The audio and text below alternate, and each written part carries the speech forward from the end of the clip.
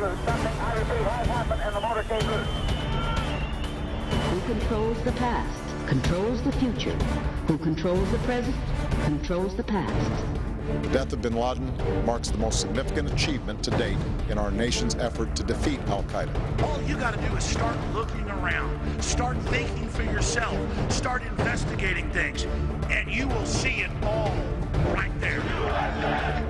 So you have the power. Humanity has the power.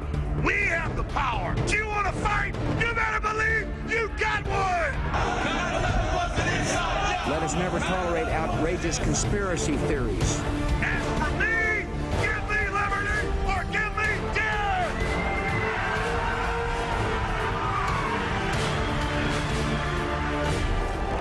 The answer to 1984 is 1776. Welcome to the InfoWars Nightly News. I'm David Knight. It's Monday, May 13th, 2013, and here are our top stories. Tonight, Enemies List 2.0. Documents reveal that the IRS targeted groups that criticize the government. Plus, Googleberg, the global elite, transforms itself for a technocratic revolution. And the Justice Department secretly obtains AP phone records. That's coming up next on the InfoWars Nightly News. Well, there's a lot of breaking news on the IRS today, and we're going to have a special interview. Gigi Ernetta will be interviewing Mike Velarde, a criminal investigator, former criminal investigator with the IRS. But it's been said that the power to tax is the power to destroy. And we're seeing that power levied against groups that criticize the government. In a story today from InfoWars, it's a reprint from Washington Post, says the IRS targeted groups that criticize the government, reports the Inspector General. Political action type organizations involved in limiting, expanding government, educating on the Constitution, the Bill of Rights, social, economic reform movements were targeted. Issues criteria were also used, found the Inspector General. Scrutiny was given to references about government spending, government debt or taxes, education of the public via advocacy and lobbying to make America a better place to live, and statements in the case file that criticize how the country is being run. And under these criteria, more than 100 exempt organizations were identified according to the Inspector General's office. Now imagine that.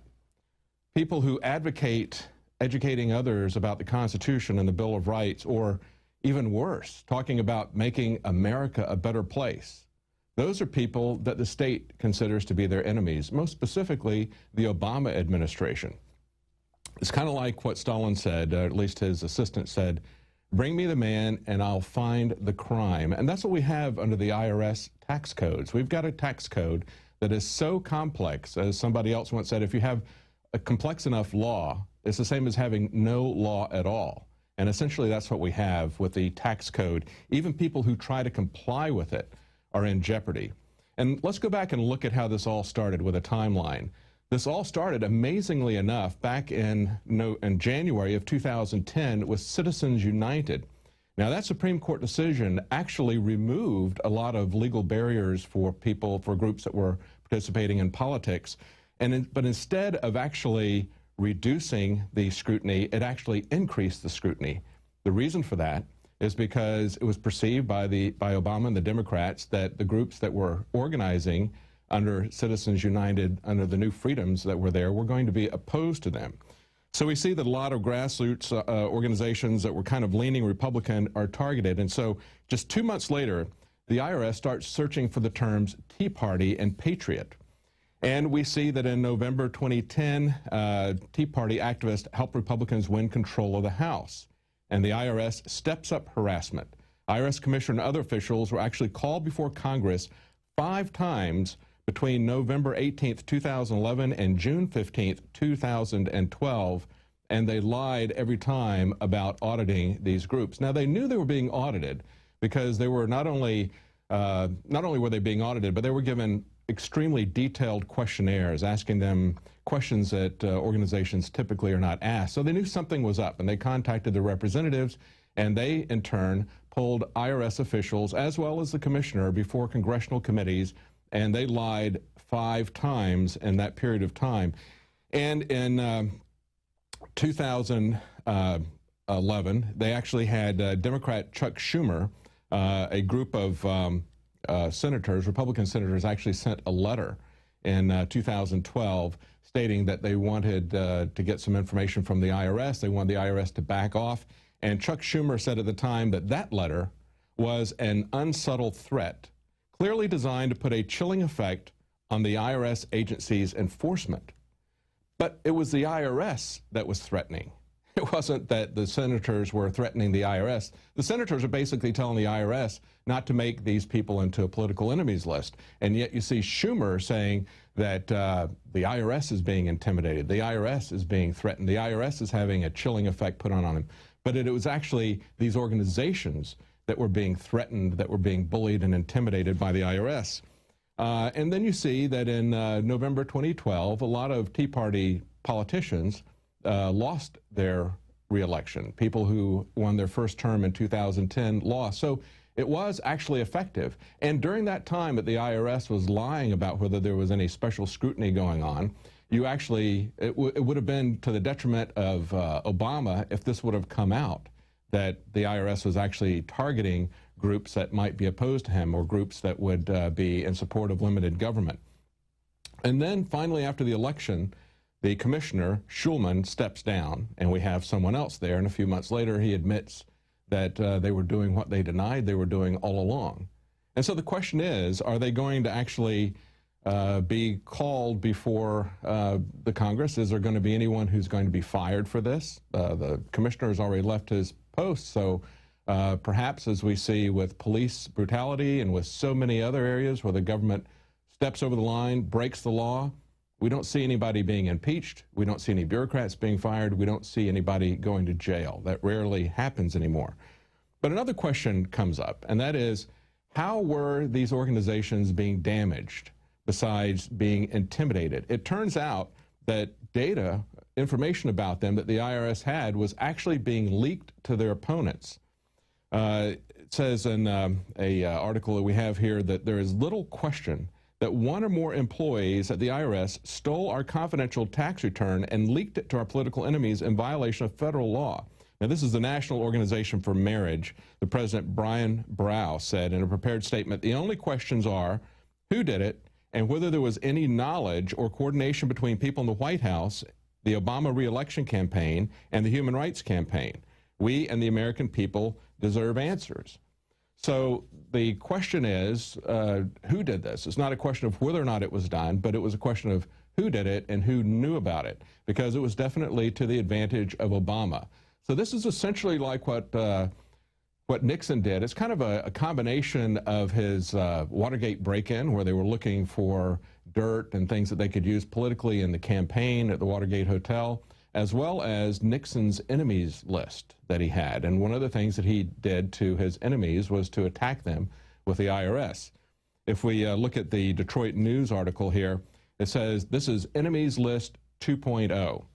Yes, everyone is familiar with Nixon's enemies list, and it says here, for anyone over 50, this news couldn't help but stir memories of Richard Nixon's Political Enemies Project, which, according to his staff's own memo, sought to, and this is a quote, maximize our incumbency in dealing with persons known to be active in their opposition to our administration. Stated a bit more bluntly, and this is still quoting, how can we use the available federal machinery to screw our political enemies? Well, the IRS was part of that machinery. And all we're hearing today from the IRS and from the administration is silly stuff like mistakes were made. Now, when you hear somebody say mistakes were made, you know that nobody is going to take any responsibility, and they're trying to dodge any responsibility for what's going on with that. But there's actually a long list. It's not just Richard Nixon who used the IRS to attack political enemies. There's a very long list. Newsmax has an article talking about that. And they say that even going back to FDR, which is right after the income tax was initiated, and before really it was even used to go after wages, Elliott Roosevelt, one of FDR's sons, wrote that other men's tax returns fascinated his father in the 1930s. So here you have a sitting president who has access to other people's private tax returns, and he gets a kick out of just going through them. But we know that he did even more than that. because in the 1930s, he actually went against a congressman who was a Republican congressman, Hamilton Fish, in his district of New York. And he had a particular dislike for this guy because not only was he a Republican, but he was also a Republican who was the congressman from FDR's district. So FDR had a particular dislike for him. And what he did was he made sure that the IRS punished him and went after him for $5,000 in back taxes. Now, that was a great deal of money back in the 1930s. And he was eventually exonerated. And he said that it cost the government many thousands of dollars as it attempted to make me pay money, which, if I had agreed, would have besmirched my reputation. And they eventually lost and even had to give a tax return to Fish of $80. We see this surfacing again pretty egregiously with John F. Kennedy. He used the IRS Commissioner Mortimer Kaplan to go after political enemies. He went after Richard Nixon, actually, and Richard Nixon's campaign manager, Robert Finch, were both audited in 1961. And a story is related that Stephen Shadegg, I guess that's S-H-A-D-E-G-G, who was a political advisor to Barry Goldwater, and I guess he could see Goldwater was an up-and-coming rival at the time. That fellow actually was being audited by the IRS, and his son says that his father's secretary was in a meeting, and when John Kennedy was assassinated and they brought the news in, the room fell silent, and after a long pause and without a word, the IRS agents began closing their notebooks, and the lead agent then said, "Well, I guess that ends this discussion, doesn't it?" And they left. In other words, they were there just to punish him politically, and they were using the IRS to do this. So we see that FDR, we see JFK, we see Richard Nixon famously using the IRS to punish their political opponents. It's nothing new. It's a long-standing tradition of corruption. And it's easy to do because the IRS is one of these agencies that is, and actually it was really kind of a pioneering agency, doing what the TSA is doing today.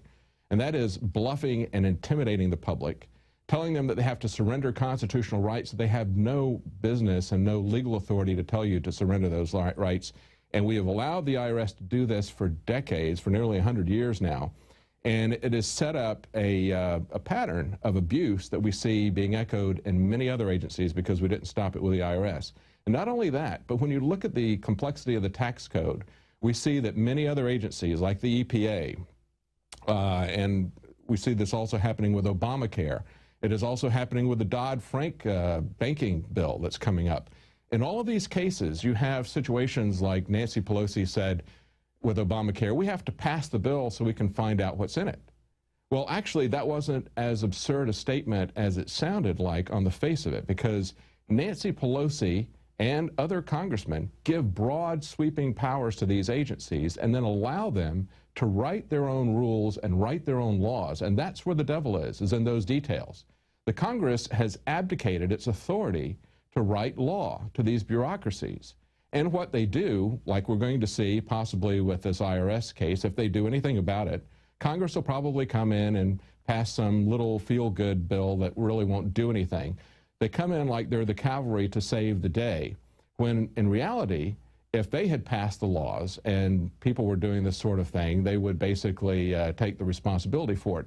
So not only do we see the IRS creating a complex tax code that allows them to easily punish anyone as a political enemy, but we also see the Congress allowing them to do that, and only coming in when it's to their benefit to grandstand and talk about how wonderful it is that they're going to protect us from this.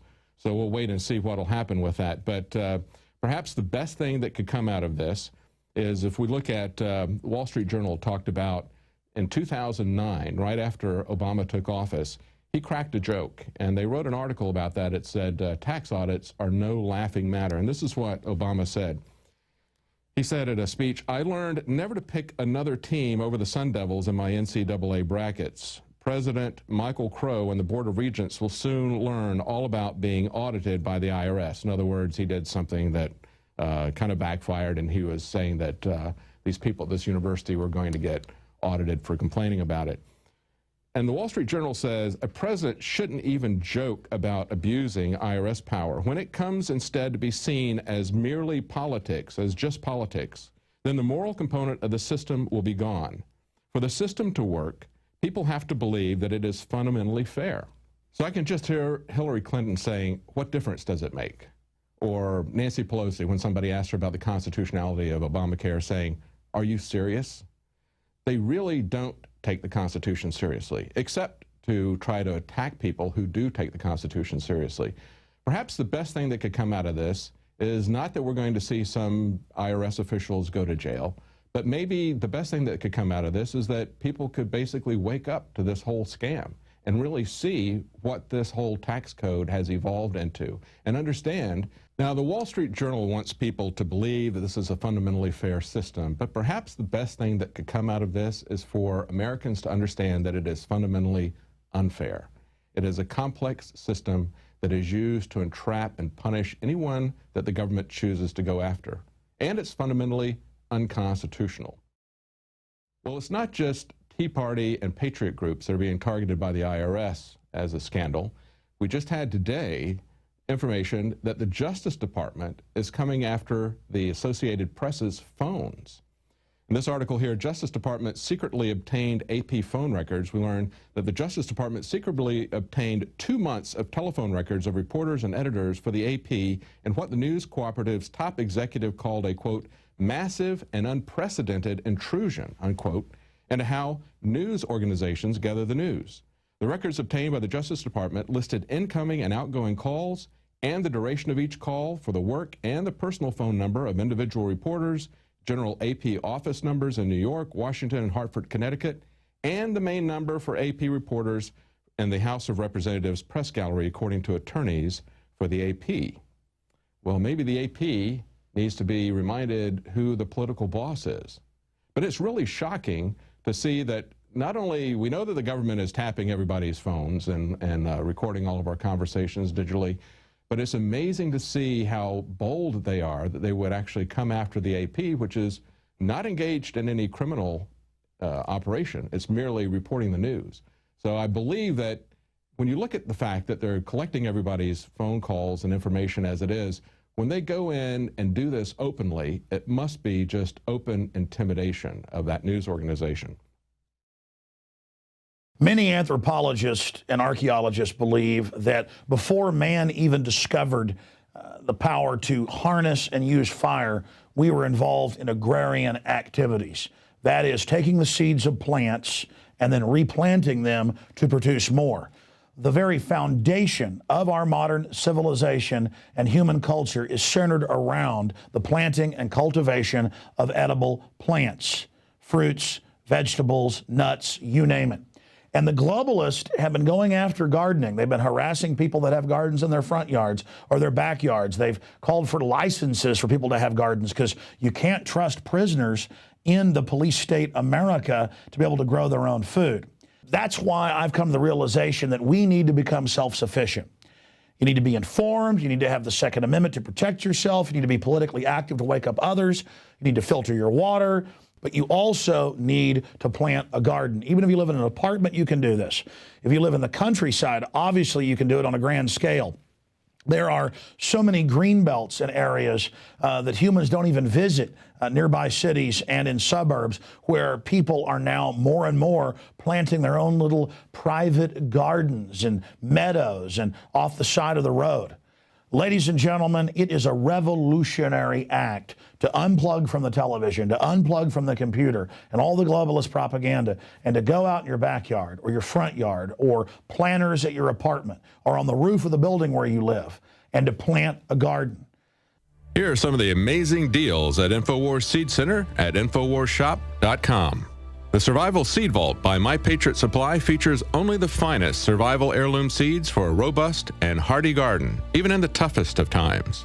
The ARC All-in-One Seed Kit contains 70 varieties of 50,000 seeds of fruits, vegetables, medicinal, and culinary herbs. All ARC seeds are heirloom. Each type is labeled and sealed separately for ease of use and longevity. The Deluxe Emergency Seed Bank combines 3 of Emergency Seed Bank's top sellers: the Family Survival Emergency Seed Bank, the Medicinal Herb Seeds Pack, and the Culinary Herb Seeds Pack. We also have starter varieties of the deluxe seed packages for fruit, salad, salsa, peppers, and medicinal herbs and more. Go to the InfoWars Seed Center at InfoWarsShop.com. A little seed can grow a huge tree that produces fruit for up to 50 years. We have the best life bombs. That's what these are. We have the best weapons against death out there at the lowest prices, waiting for you to lovingly plant them and lovingly grow them and lovingly eat them and share them with others. We will strike back against the New World Order, and this is only one more initiative in our fight against them. So please join us at InfoWarsShop.com, or you can link through at InfoWars.com at the InfoWars Seed Center.